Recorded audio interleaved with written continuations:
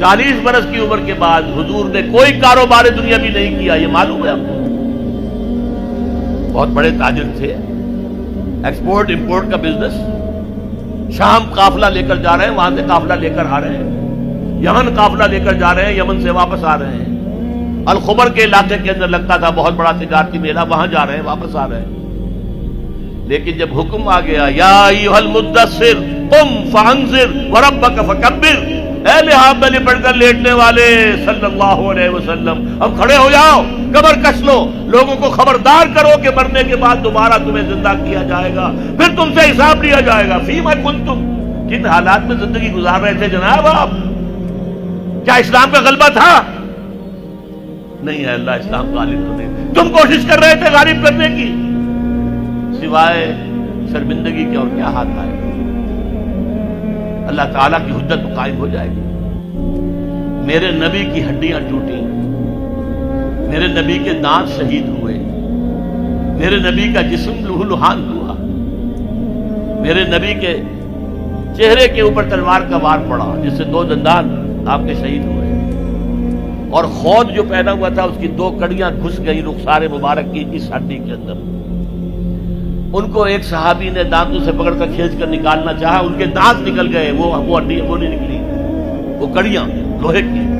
پھر جیسے بھی ہاں کر کے نکالا گیا تو خون کا فوارہ چھوٹا ہے، اتنا خون گیا کہ آپ بے ہوش ہو کر گر گئے، اور خبر مشہور ہو گئی کہ حضور کا انتقال ہو گیا۔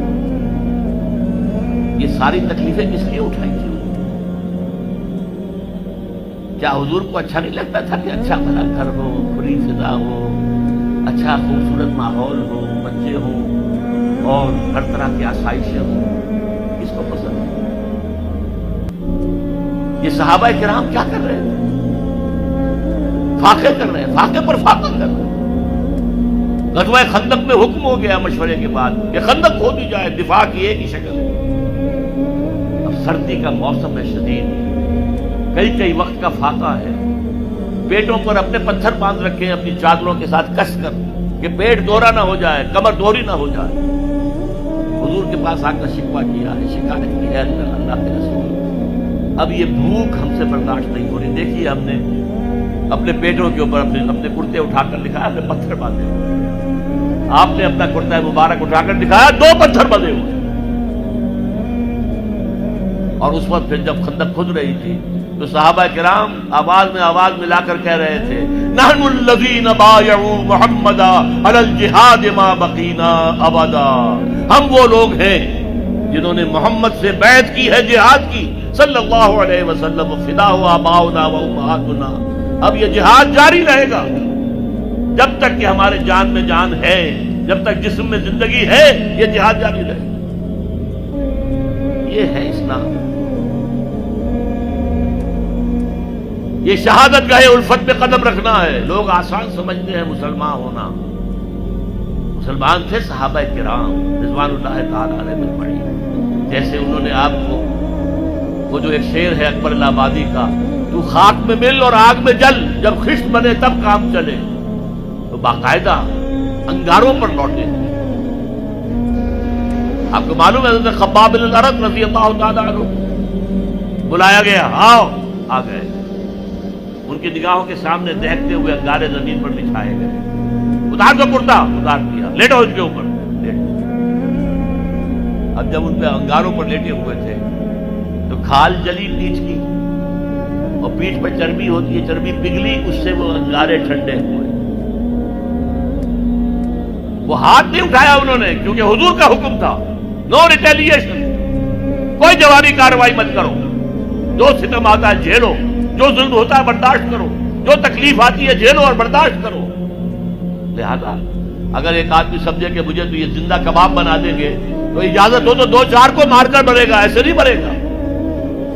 بلی بھی آپ پر جھپٹ پڑے گی، کیا اس کی جان ہے، 1 کلو کی ہوگی، 1.5 کی ہوگی، لیکن اگر آپ کارنر کر دیں اسے نظر آئے کہ اب میرے پاس کوئی راستہ نہیں ہے، کوئی اسکیپ نہیں ہے، وہ آپ پر حملہ آور ہوگی اور آنکھ پر آئے گی، سیدھی آنکھ نکالنے کی کوشش کرے گی پنجے سے۔ لیکن حضور کا حکم کیا تھا؟ کفو ایدیکم، اپنے ہاتھ بندھے رکھو، no retaliation whatsoever, even in self ڈیفense۔ یہ ساری جد و جہد، یہ ساری محنت، محمد رسول اللہ والذین معہ اشداء علی الکفار رحماء بینہم تراہم رکعا سجدا یبتغون فضلا من اللہ ورضوانا. اب ان کو پھر اللہ تعالیٰ نے جو اجر و ثواب دیا ہے اس کا ہمیں اندازہ ہو ہی نہیں سکتا. اب میں ایک بات اور آپ کو بتا دوں، اگر عبادت کا یہ تقاضا ہے کہ ہماری عبادت پوری ہونی چاہیے، اجتماعی زندگی ہماری اگر اسلام کے تحت نہیں آئی تو ہماری عبادت جو ہے وہ جزوی ہے، اور جزوی عبادت اللہ کو قبول نہیں. افتؤمنون ببعض الکتاب وتکفرون ببعض فما جزاء من یفعل ذلک منکم الا خزی فی الحیاۃ الدنیا ویوم القیامۃ یردون الی اشد العذاب وما اللہ بغافل عما تعملون. اچھا بات سمجھ میں آ گئی. جد و جہد کرنا فرض ہے، اس کے لیے جماعت فرض ہے، اس کے لیے تلاش کرو جماعت، نہ ملے تو خود کھڑے ہو جاؤ اور جماعت بناؤ. لیکن اس میں میں ایک درمیان میں ہنٹ دے دوں، جماعت کی اگر تلاش کرنی ہے، نئی جماعت بنانا آسان کام نہیں ہے. کوئی چلتا ہوا قافلہ مل جائے تو کیا کہنے، اس سے بڑی خوش قسمتی کیا ہوگی کہ کوئی جماعت بنی بنائی، جو قافلہ چل رہا ہے اس کے ساتھ چلنا کتنا آسان ہے. یکا و تنہا کسی صحرا میں سفر کرنا جو ہے کتنے خطرات ہیں. قافلہ ہے، قافلے کے ساتھ جڑ جاؤ. اگر قافلہ تلاش کرنا ہے تو کیا چیزیں دیکھنی چاہیے وہ بھی میں ذرا آپ کو آج بتا دوں. 5 چیزیں دیکھنی ہوگی. نمبر 1، وہ جماعت سیکٹیرین نہ ہو، مسلکوں اور مذہبوں کی بنیاد پر نہ ہو، دین اسلام کی بنیاد پر ہو. یہ نہیں کہ یہ دیوبندیوں کی جماعت ہے، یہ بریلویوں کی جماعتیں ہیں. اب تو ایک تو ہے ہی نہیں، دیوبندیوں کی بھی بہت ہے اور بریلویوں کی بہت ہے. یہ شیعوں کی ہے، یہ اہل حدیثوں کی ہے، یہ سیکٹیرین ہے. سیکٹیرین جماعت اپنے سیکٹ کی دعوت دے گی. ہمارا سیکٹ، ہمارا موقف، ہمارا مسلک، ہمارا مذہب سب سے اعلیٰ ہے. اہل حدیث کہے گا تم رفع دین نہیں کرتے، تمہاری نماز ہی نہیں ہوئی. تم نے آمین بالجہر زور سے کہہ دیا، تمہاری نماز ہی نہیں ہوئی. نہیں، جو جماعت جس کا ذکر میں کر رہا ہوں وہ اس سے بالا ہونی چاہیے. بھائی تم حنفی ہو، حنفی طریقے پر نماز پڑھو. اہل حدیث ہو، اہل حدیث طریقے پر نماز پڑھو. کیا فرق ہے؟ کچھ نہیں. شیعہ ہو، شیعہ کے طریقے پر نماز پڑھو. دین پر متحد ہو جاؤ. دین ایک ہے، اسلام ایک ہے. تو پہلا فرق جو چیز ہے کہ وہ نان سیکٹیرین جماعت ہونی چاہیے. نمبر 2، اس کا ڈکلیئرڈ گول ہونا چاہیے کہ ہمارا کام ہے نظام بدلنا، ورنہ نیکی کے کام تو اور بھی بہت سے ہیں. آپ کوئی مدرسہ کھول دیں، ناظرہ قرآن پڑھانے کا، یہ بھی نیکی کا کام ہے. آپ کہیں دعوت و تبلیغ شروع کر دیں، کوئی ٹریننگ حاصل کیجئے، عیسائیوں میں تبلیغ کیجئے، ہندوؤں میں تبلیغ کیجئے. آپ کے صوبے میں تو ہندو موجود ہیں، جہاں میں رہتا ہوں پنجاب میں، وہاں تو ہندو نہیں ہے. کیا ان کا ہم پر حق نہیں ہے کہ ہم تبلیغ کریں انہیں؟ لیکن یہ بھی ایک کام ہے. لیکن جو جماعت میں کہہ رہا ہوں وہ جماعت ہونی چاہیے دین کو قائم کرنے کے لیے جماعت، نظام کو بدلنے والی جماعت، انقلابی جماعت. اور نمبر 3، اس کا ڈسپلن ہونا چاہیے، فوجی ڈسپلن، لسن اینڈ اوبے. اس لیے بیعت حضور نے کیا لی تھی؟ حضرت عبادہ ابن ثابت فرماتے ہیں رضی اللہ تعالی عنہ، بایعنا رسول اللہ صلی اللہ علیہ وسلم علی السمع والطاعۃ فی العسر والیسر والمنشط والمکرہ وعلی اثرۃ علینا وعلی لا ننازع الامر اہلہ وعلی نقول بالحق اینما کنا لا نخاف فی اللہ لومۃ لائم. 10 نکات ہیں جن پر بیعت لی. ہم نے بیعت کی تھی محمد رسول اللہ سے صلی اللہ علیہ وسلم. آپ کا ہر حکم سنیں گے اور اطاعت کریں گے، چاہے مشکل ہو چاہے آسانی ہو، چاہے طبیعتیں آمادہ ہوں چاہے اپنی طبیعتوں پر جبر کرنا پڑے، چاہے آپ دوسروں کو ہم پر ترجیح دے دیں. ہم یہ نہیں کہیں گے ہم آپ کے پرانے خادم، آپ نے ایک نیو کمر کو ہمارے اوپر امیر کیسے بنا دیا. نہیں، it will be your prerogative. آپ کا اختیار ہوگا جسے بنائیں، اور جنہیں آپ امیر بنائیں گے ان سے بھی ہم جھگڑیں گے نہیں، ان کی بھی اطاعت کریں. البتہ ہم حق بات کہیں گے جہاں بھی ہوں گے، جو ہماری رائے ہوگی وہ پیش کر دیں گے. اور کسی کی ملامت کے خوف سے کہ کیا کہہ گے، یہ کیا احمقانہ بات کہہ دی انہوں نے، اگر کوئی کہہ بھی دے میری بات کو احمقانہ، تبھی میں نے اپنی بات کہنی ہے۔ ان باتوں کی بیعت لی تھی محمد الرسول اللہ صلی اللہ علیہ وسلم۔ یہ ڈسپلن چاہیے بیعت کی بنیاد پر۔